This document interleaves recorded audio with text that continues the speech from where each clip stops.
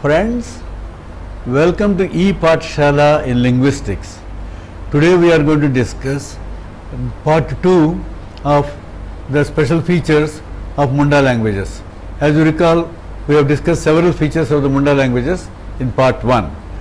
In part 2, we are going to briefly discuss parametric variation that is found in Munda languages, and then some of the unique features that are observed in Munda languages and which are not found elsewhere in the subcontinent in any language. Let's take the case of pro-drop. As you recall, South Asian languages, all South Asian languages permit pro-drop, and Munda languages too permit pro-drop. In many cases, there are no overt pronouns at all, either in the subject position or in the object position. Let's take sentence number 1 for example. In sentence number 1, let us say, we shall take this one. This one is the direct object. Hatao, take is the verb. So, in the subject position, as you can see, pro is there, pro occurs, and that means the subject is absent. We as the subject pronoun is not present overtly, and then you might recall that the subject agreement marker occurs on the constituent which occurs in the preverbal position. In this case, the constituent that occurs in the preverbal position is this nui, and it is marked by a focus marker ge. So, you have nui ge. Nui ge is the constituent that occurs in the preverbal position. Therefore, it is nui ge lung. Lung is the first person dual agreement marker which reflects the subject of the sentence. Hatao is the verb, and the direct object marker occurs to the right of the verb. Here A is the third singular direct object because that is the this one, that is the focus marker. This one, this and focus marker, that is the direct object. So, you have Hatao A, and each sentence in North Munda languages has to have a sentence marker. So, you have A as the finite marker that comes at the end. So, you have the sentence Nui ge lung Hatao A. We shall take this one. Now, let us proceed to the next part. What are the specific features of Munda languages? The Munda languages are unique in the subcontinent, where each verb reflects its transitivity in terms of the verb. How? By a marker. If the verb is intransitive, you have the marker n in the verb. If the verb is transitive, you have the marker the or d. I have denoted in the sentences. D is the plus transitive marker, n is the minus transitive marker. The markers occur to the right of the aspect marker and to the left of the finite marker. So, that means na as well as the occur to the right of the aspect marker and to the left of the finite marker. Let us take this sentence now, sentence number 4, where you have, why are you sitting here? Sit is an intransitive verb. You have a progressive verb, the verb in the progressive aspect. So, what? Chet mente, why? Nodem, here. Dulup, sit is the main verb. Aka, the progressive marker. N, the transitive marker. A is the finite marker. So, you have the agreement marker, the intransitive marker n occurring in the verb, and the m, which is the subject marker, is occurring on the adverb node, which is the preverbal constituent. Therefore, you have nodem. Notice the occurrence of the quotative mente. Quotative occurs with question expressions in Dravidian languages, and it also occurs with question expressions in Munda languages. which we shall mention later depending upon the availability of time. Now let's take the next sentence. Baha ate an apple in the morning. Baha is a proper noun. Morning in Seta are. Seta ar is the morning, and Daka rice, and the subject Seta are is the morning in, Daka is the direct object rice, and you have Jom is the verb. Let's see what is happening. Since Baha is in third person and Daka is the direct object which occurs in the pre-verbal position, you have the agreement marker of the third person subject occurring to the right of the direct object. Why? Because the direct object is the constituent that occurs in the pre-verbal position. Now recall that eat is a transitive verb. So what do we expect here? You have the transitive marker da, which occurs to the right of the past tense marker. Jom is the verb, K is the past tense marker, da is the transitive marker, and a is the finite marker. So you have Baha Seta Are Dakai Jom Kada. The next part we are going to discuss is agreement. We have subject and object agreement markers in Santali as well as in Mundari and Ho. We will take the examples from Santali today. The subject agreement marker, as we have seen, occurs on the constituent, to the right of the constituent, that occurs in the pre-verbal position, and the subject agreement marker may also occur to the right of the finite marker at the end, and the object agreement marker, as we mentioned just now, occurs to the right of the main verb, which is followed by a tense or aspect marker, and that is the position that is earmarked to the right of the aspect marker, where you have the direct object marker. It could be the direct object marker or it could be the indirect object marker that occurs there. Let's proceed to the next one. So you have the sentence Baha ate an apple in the morning. Baha Seta Are Dakai Jom Kada. This is the sentence which we have discussed just now. What we are going to see in the following sentence is Baha ate an apple in the morning. It's a finite clause. Therefore, we expect the finite marker a to occur at the end of the sentence. So you have Baha Seta Are Dakai Jom Kada. Then these sentences show that the declarative marker is a and the subject agreement marker occurs in the pre-verbal position.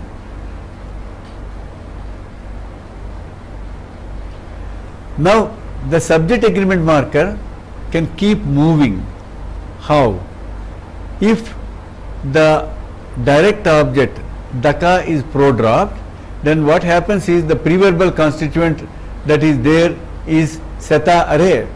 So it occurs to the right of the adverb, that is Seta Are Vai, Seta Are. So Seta Are is a constituent, which means in the morning, and Seta Are occurs in the pre-verbal position as there is no direct object. So you have the sentence Baha Seta Are Jom Kada. Notice that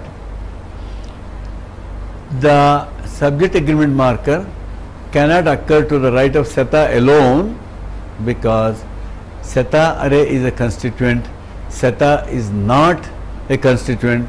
Therefore Seta Are is the right form that you would expect. Suppose in a contest Seta Are is pro-dropped, then what is the constituent that occurs in the pre-verbal position?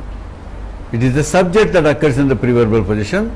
Therefore you have the subject marker occurring on the subject itself. Therefore, you have Bahai Jom Kada. Is a very unique feature where the subject, which is an NP, which carries its own subject agreement marker Y in this sentence, Bahai Jom Kada.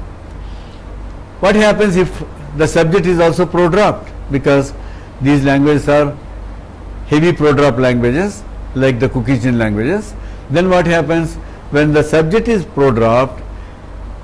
The agreement marker Y,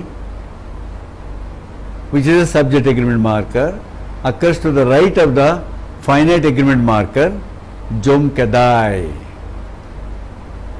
So you have all the constituents in the sentence pro-dropped. In that case, the only option that you have is to have the agreement marker to the right of the finite marker. So the subject agreement marker may occur in two places. What are the two places? It may occur either in the preverbal position, as we have seen, or it may occur to the right of the finite marker. The subject agreement marker may also occur only to the right of the finite marker, even though there is no pro-drop. For example, Baha ate rice in the morning. I can simply say in Santali, Baha Seta Are Daka Jom Kedai. So the Y is the subject agreement marker, and the sentence, in this sentence there is no pro-drop, all the constituents are present. Thus the speaker has a choice to have it either Baha Seta Are Dakai Jom Keda or Baha Seta Are Daka Jom Kedai, or alternatively the third possibility is Baha Seta Are Dakai Jom Kedai. That is, the subject agreement marker may occur twice in the same sentence, that is in the preverbal position as well as in the to the right of the finite agreement marker. Then let us now look at the direct and indirect agreement object agreement markers. As you recall, I just mentioned to you that the direct and indirect object agreement markers occur to the right of the aspect marker and to the left of the finite marker. So you have in this sentence, sentence number 5, as you can see here, Ariel introduced the guests to each other. Ariel is the subject, which is in third person singular. Guests is the direct object. Guests is plural, and so you have Peda Ko. Ko is the plural marker that indicates, that goes with the noun, but the same Ko occurs in the verb too as an agreement marker, because you have number agreement in third person. So Ariel Peda Koi Oprom Ket Ko. Ariel third person subject, Peda Ko is the direct object, and the direct object occurs in the preverbal position, therefore it carries the agreement marker Y. So Ariel Peda Koi. Oprom is the verb to introduce. K is the past tense marker. Remember, Ta is the transitive marker, because introduce is a transitive verb. It could be either Ta or Da. In this case it is Ta. Oprom Ket Ko. Ko is the plural marker. I is the finite marker. So you have Oprom Ket Ko, the direct object occurring in the slot, that is in the slot in the verb to the right of the transitive marker. So the unique point about Munda languages is that the subject agreement marker and the direct agreement marker have their distinct locations in the verb, and the verb is either in the verb or and the constituent that occurs in the preverbal position. So it is safe to say for us now that the markers of transitivity are an integral part of the auxiliary in North Munda languages, a feature that is not found elsewhere. What happens when you have an indirect object? How is the agreement reflected? Manik wrote a letter to the girl. So you have sentence like Manik do unikudi chitiye ola da ea. So Manik is the subject. It is marked by a focus marker. Unikudi is the indirect object. He wrote a letter to the girl. She is the recipient. Chithi a, that is the letter, is the direct object. So you have ola is the verb to write. So you have, it's a transitive verb. So there we have da, ola da, and since the indirect object is in third person singular, you have the third person singular agreement marker a occurring to the right of the transitive marker and to the left of the finite marker. Notice that the finite marker is ya here because it is followed by it is preceded by the vowel e. So the glide insertion takes place and you have ya that is inserted to the left of the finite marker, yielding ya. Thus, what is the morpheme alignment of transitive and intransitive verbs in North Munda languages? As we have given in sentence number 7, you have a transitive verb. Then what happens?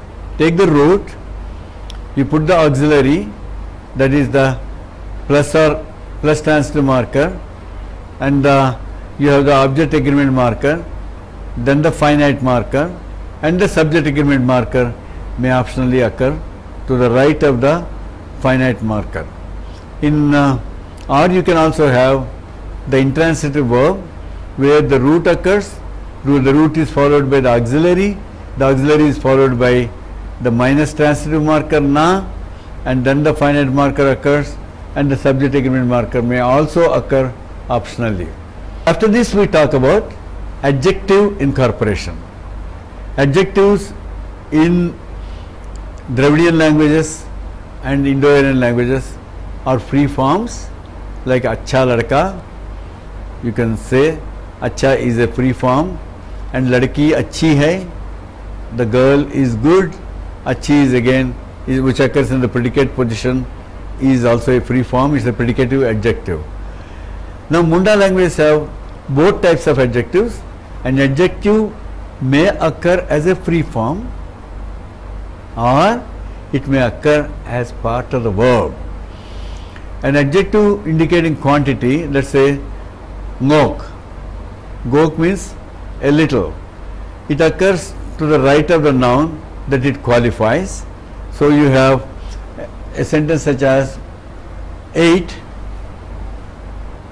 When they heard some distance off, they called the jackal. Podok, gok, senkate, toyokin, ho ade. So what you have here is ngok as a free adjective, a distance detail. Parak is distance. The adjective occurs to the right of parak, that is parak gok. The verb is sen, go.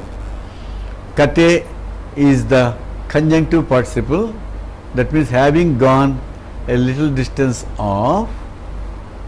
Then they call the jackal.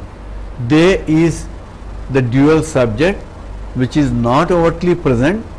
Kin is the dual agreement marker. Jackal is the constituent that occurs in the preverbal position. Therefore, you have thoyekin. What is the verb now? Ho is the verb, and they called the jackal. Ad is an applicative marker. A is the third person singular direct object marker, te is the conjunctive participle marker. So you have the adjective gok occurring to the left of the verb as a free form. Notice the position, it occurs to the left of the verb. Now in the next sentence, as we will see, the adjective occurs in the verb. She suffered a little from a headache 3 or 4 days. A little is an adjective, or it occurs here in the verb as pe pon mahake bohok haso gok lede a. Pe 3 days, pon 4, maha day, ge is the focus marker, headache, bohok, haso is the verb, suffered, gok occurs to the right of the verb, less is the pluperfect marker, a is the third singular object marker, I is the finite marker. Here gok can be treated either as an adjective, or it could possibly be an adverb. She suffered a little, a headache 3 or 4 days ago. Because if you ask the question, how much did she suffer? She suffered a little. So this gok may be treated here as an adverb, and it occurs in the verb. The next point we are going to discuss is the incorporation of an adverb in the verb. Let's take the lexical item ngok. Ngok in Santali can either function as an adjective, a little, or it can also function as an adverb, a little. So in a sentence such as this one in 8, when they had gone some distance off, they called the jackal. We are interested in farak ngok, distance, ngok is a little, and the adjective is it occurs to the right of the noun. So farak gok means a little distance. Then in sentence number 9, what you notice is she suffered a little from a headache 3 or 4 days ago. So she suffered a little. A little here is an adverb and is the gok again. It occurs this time in the verb. How do we know that gok is an adverb? We can say, how much did she suffer? The question is, if you have a question, how much did she suffer? She suffered a little. So is an answer to a question, how much. So therefore a little can be treated as an adverb. So the adverb gok occurs in the verb because you have haso, suffer, gok, a little, led, past tense, or lay is the past form, and the is the transitive marker, and a is the third singular object because it is she. Headache is the third person singular object. She suffered a little from the headache. So what we notice is gok can occur either as an adjective or as an adverb incorporated in the verb, and this incorporation is not the type of incorporation which is valence changing. So this is just an incorporation where an adverb occurs in the verb. We shall now talk about the genitive. The genitive in Munda languages is ag, in Santali is ag. The genitive, as we expect, may occur to the right of the noun as my book, like in ag, my, in ag is I and genitive. So what you have now in sentence number 10, Baha will strike mine. Mine means my target. So Baha will strike my target. Since target is pro-dropped, it will be Baha will strike mine. Baha in ag dal strike. T is the genitive because you have mine as the direct object there, and dal ti in, that is I is my target, therefore the possessor is incorporated in the verb as an agreement marker as in. This is called possessor agreement. If you recall, we have noticed possessor agreement in Mar, where the possessor is incorporated in the verb in sentences like Lali washed her hands. Her is incorporated in the verb. A similar incorporation is also found here. So Baha will strike my target. My is the possessor of the target. Therefore you have dal is strike, my is incorporated the genitive as ta, then in is the possessor agreement marker, a is the finite marker, a is the subject agreement marker because Baha is the third person singular subject. As you recall, third person singular subject or any subject marker can occur to the right of the finite marker. So what we notice now is the occurrence of the genitive. It occurs with the possessor in ag. It also occurs as a genitive, I can call it a genitive copy. Then the possessor itself is incorporated in the verb. I want you to see the rich data information that is given in various constituents as in ag, a free form, T, a bound genitive, a copy of the in, and in, the possessor. So you can find it in 3 places that is incorporated. So the significant point is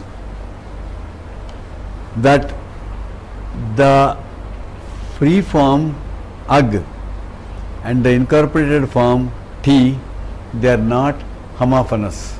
That means they don't have the same form.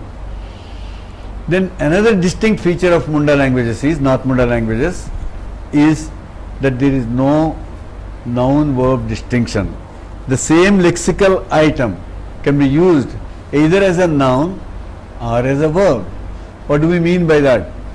If it is a noun, it should be able to take a case marker, it should be able to take a plural marker. These are the tests for a noun. It should be able to take a case marker or a plural marker or a determiner, etc.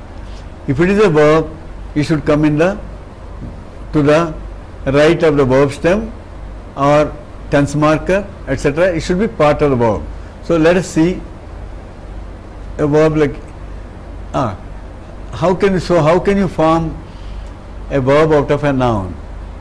Since there is no distinction here, a noun such as food can occur in the subject position, or it can occur as a verb to eat.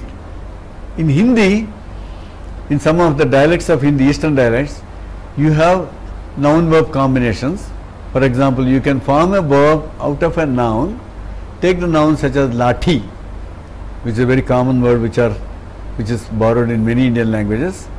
Lathi is a noun, stick, and you can say lathiana.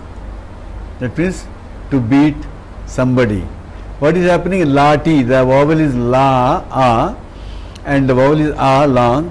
But in lathiana, the vowel is shortened, number one. You have added to the right of the noun ya, and of course na is the infinitival marker. Similarly bath, so as you would expect batiana, etc. So you can form, but it is not a productive process in, it's not at all a productive process in standard Hindi. Now let's take Mundari.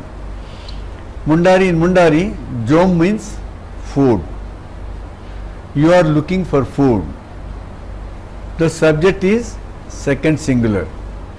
What is the direct object? Food.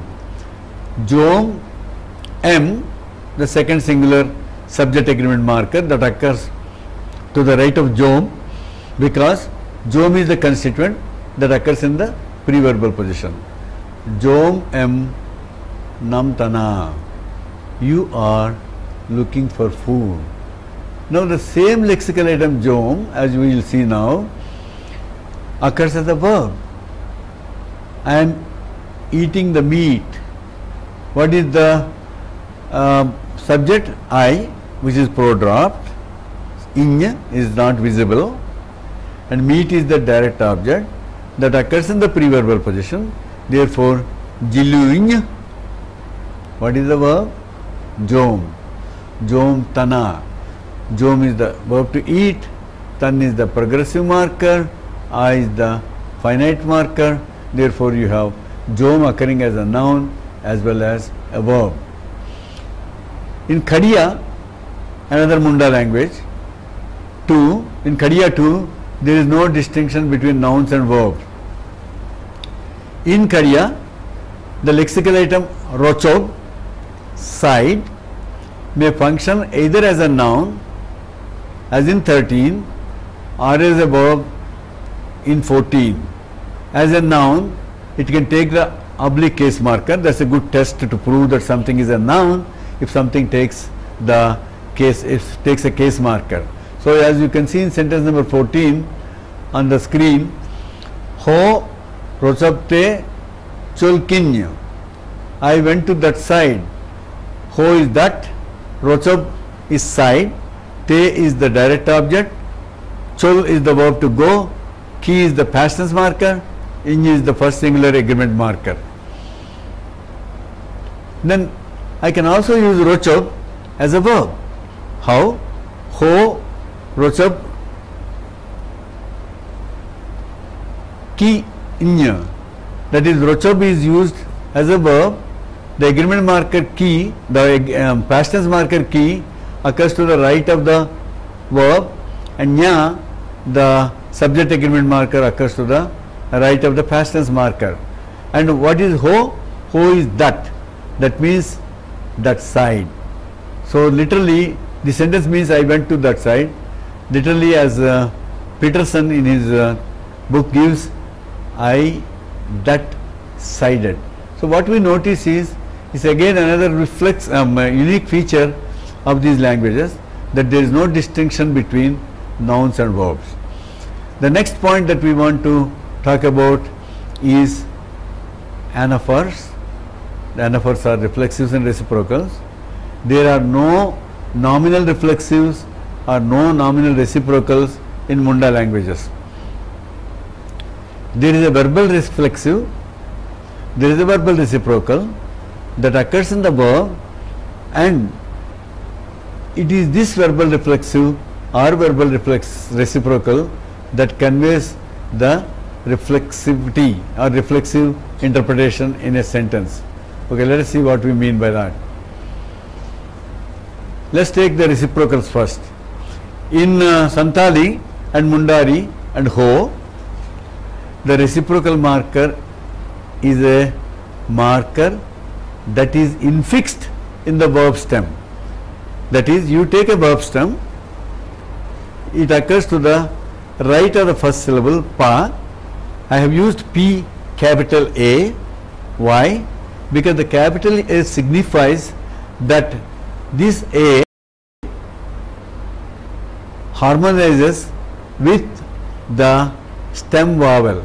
That is, if the stem vowel of the verb is, let us say, starts with A, like dal, hit, it will be dapal.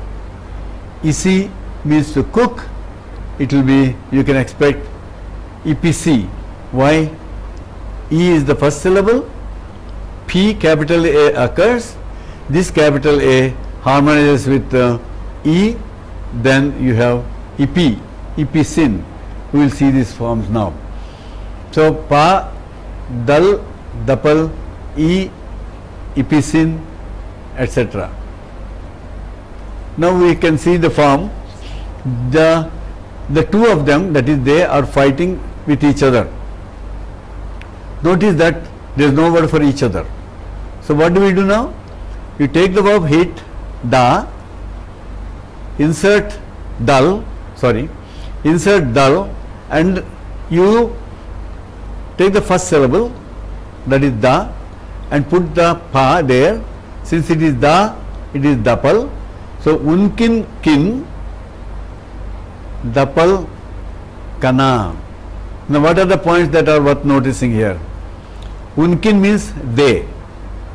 Since there is no verbal reciprocal, nominal reciprocal, the direct object is 0.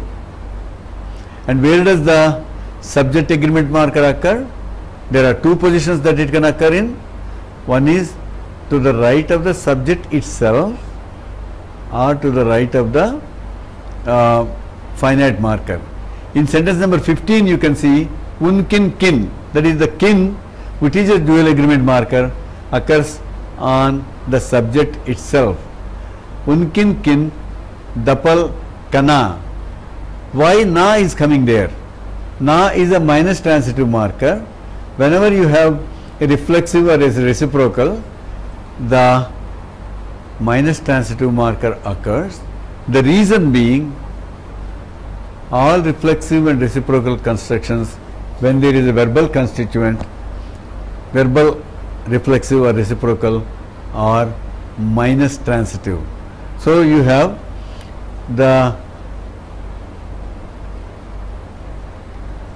reciprocal marker occurring in the verb, and I have given some sets here in 16.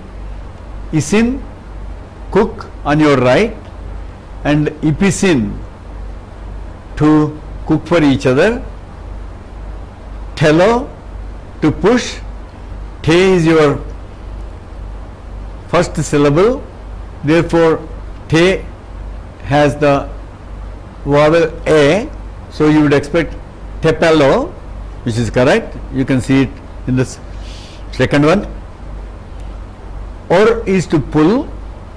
After for the first syllable o, it will be po, opor, and thumb is to seize, and tappam, tampam, because thumb is the first syllable break, so you have tampam. Dal, as we have seen just now, dal, and you have dapal. And I have given some more examples here. Men means to say, mepen, to say to each other. Kuli means to ask, kupuli, to ask each other. Nyam means find, nyapam means to meet each other or to find each other, and chet is to teach, chapet is to teach each other. And notice in all these cases the verb is intransitive. I will give a couple of examples to prove my whatever I am saying. Baha sa, arel sa baha. Arel is a transitive verb. Arel, bahai, nyal, aka, de. Deya. You have de as the transitive marker. Now arel and baha saw each other. When you see each other, the verb is intransitive. Arel or bahai, nyepel, akan, akin. Akan, you have n, the intransitive marker occurring, and the agreement marker of the subject is occurring to the right of the finite marker. So what does it mean now? The reciprocal marker or the verbal reflexive marker detransitivises the verb, though syntactically speaking there are two constituents, the subject and the direct object, that is baha, saw herself. Baha is the subject, herself is the direct object. They saw each other. They is the subject, each other is the direct object. But the verb is treated intransitively. That means these verbs are syntactically monovalent but semantically bivalent. That is, they have two constituents but syntactically they are monovalent. That's why you have an intransitive marker that occurs with the verb. How do we know that the verb, why does the verb behave like an intransitive? Why does the verbal reciprocal or verbal reflexive behave like an intransitive? We can get evidence from the passive or decausativization. In Munda, some North Munda languages, the verbal reflexive is homophonous with the passive. Take for example a sentence such as 23, you saw yourself in the mirror, or see Rame nel kena. The verbal reflexive n occurs there, and the passive also is the same, as you can see in sentence number. The passive marker is the same. I don't have an example right now, and it can also occur as an anti-causative. That is, you can take a transitive verb, make it intransitive by adding the verbal reflexive. That is, you have something like, as you have in sentence number 11a, Baha opened the door. Open is a transitive verb, so you have Baha duare jich keda. D is the transitive marker. The door opened, it's an inchoative, opened, and the door opened, open is an intransitive verb because there is only one constituent, that is the subject. Duvar jich ena. By the way, the same phenomenon happens in Dravidian languages as well as in Tibeto-Burman languages, where the verbal reflexive functions like a detransitivizer or an anti-causative, and it reduces the balance of the verb by 1. So in this chapter we have discussed some of the unique features of the Munda languages, where we have shown that the subject agreement marker occurs in the preverbal position, the direct object marker or indirect object marker occurs to the left of the finite marker and to the right of the tensor aspect marker. The subject agreement marker may occur either in the on the constituent that occurs in the preverbal position or to the right of the finite marker, and the subject agreement marker may in some cases occur on the subject itself, and the subject agreement marker may also be repeated. That is, it can occur on the constituent that occurs in the preverbal position as well as to the right of the finite marker. And now we have also seen that there is no nominal or verbal reciprocal, unlike in other South Asian languages, and you have the verbal reciprocal and nominal reciprocal, and these verbal reciprocal functions as a passive marker, as an anti-causative marker, etc. Thank you very much.